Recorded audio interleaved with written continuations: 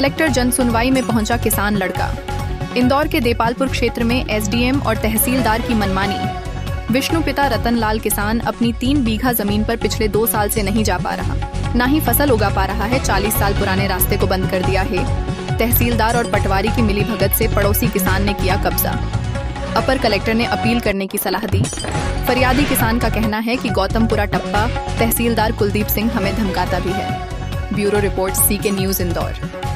मकान के ठीक सामने मेरी एक 3 बीघा ज़मीन है। ये रास्ता जा रहा है, अगले ने मकान बना लिया है, वो उसी की ज़मीन में ही बनाया है, पर उसने चद्दर सेट डाल के ये ज़मीन यहाँ पर है, उसने मेरा रास्ता बंद कर दिया है। यहाँ से यहाँ तक का रास्ता बंद कर दिया गया है और ये बोल रहा है मेरी ये पर्सनल जगह है। और ये दूसरा मालिक है यहाँ ओम प्रकाश, यहाँ पर दूसरा मालिक है। यहाँ साथ बीच में आपका खेत है, जाने का कहीं से रास्ता नहीं है। कहीं से रास्ता नहीं है। 2024 से मेरी ज़मीन गेहूँ भी नहीं बोया है, मैंने सोयाबीन भी नहीं बोई है। क्या है मामला? जन सुनवाई में आए थे? जन सुनवाई में मैं इसलिए आया था क्योंकि मेरे पिताजी की ज़मीन है 3 बीघा देपालपुर काई गाँव में। तो वो ज़मीन एक समय पे उन्हीं की थी। 60 बीघा के अंदर का एक टुकड़ा उसने दूसरे को बेचा था, दूसरे से हमने ले लिया। अब 40 साल पुराना हमारे पास में वो ज़मीन थी। उसने अब वो भुवन सिंह ने हमारा रास्ता बंद कर दिया, बोले कि इधर से आपका कोई रास्ता नहीं है। हमने तहसील में अपील डाली, वहाँ से हमारा केस खारिज कर दिया। फिर एसडीएम सर के पास में, राकेश मोहन त्रिपाठी के पास में हमने अपील डाली, वहाँ से भी मेरा केस खारिज कर दिया गया। उधर से बोले कि रास्ता उधर से, इधर से भी रास्ता नहीं, कहीं से भी रास्ता नहीं दे रहे। मेरी 2 साल से ज़मीन काली पड़ी हुई है।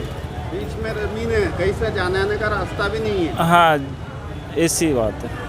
फिर आपने इसकी शिकायत जो की तो क्या वहाँ से खारिज कर दिया? वहाँ से हमारा तहसीलदार से गौतमपुरा टप्पे से केस खारिज कर दिया। फिर उसके बाद में वहाँ से हमारे बोला चलो आप एसडीएम साहब से करवा देना, मेरे से गलती हो गई तो वो निरीक्षण करने आ जाएंगे, जैसा भी होगा।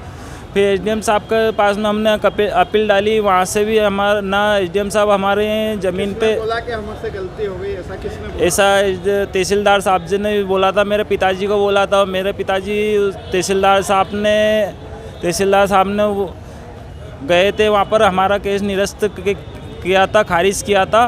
तो धमकी भी दे रहे थे पुलिस की। उसके बाद में हम घर पे आ गए। मैंने चलो ठीक है, जो होगा एसडीएम साहब के बाद अपील डाल के। आपको धमका भी रहे थे? हाँ, धमका भी, मेरे पिताजी को धमका रहे थे। अब फिर एसडीएम साहब के पास में गए हम, तो अपील डाली, वहाँ से भी हमारा केस खारिज कर दिया। अभी तक मेरी ज़मीन काली पड़ी है, 2 साल हो गए हैं और 40 साल से हम उसी रास्ते का उपयोग कर रहे थे। आगे नहीं तो बस एक ही रास्ता है कि कहीं भी प्रशासन को कैसे भी रास्ता देना ही पड़ेगा। गलत काम करेंगे हम फिर तो देना ही पड़ेगा, या आत्महत्या करेंगे हम पूरा घर परिवार। आपका नाम? मेरा नाम बबलू बमोत्रिया है, मेरे पिताजी का विष्णु बमोत्रिया नाम है।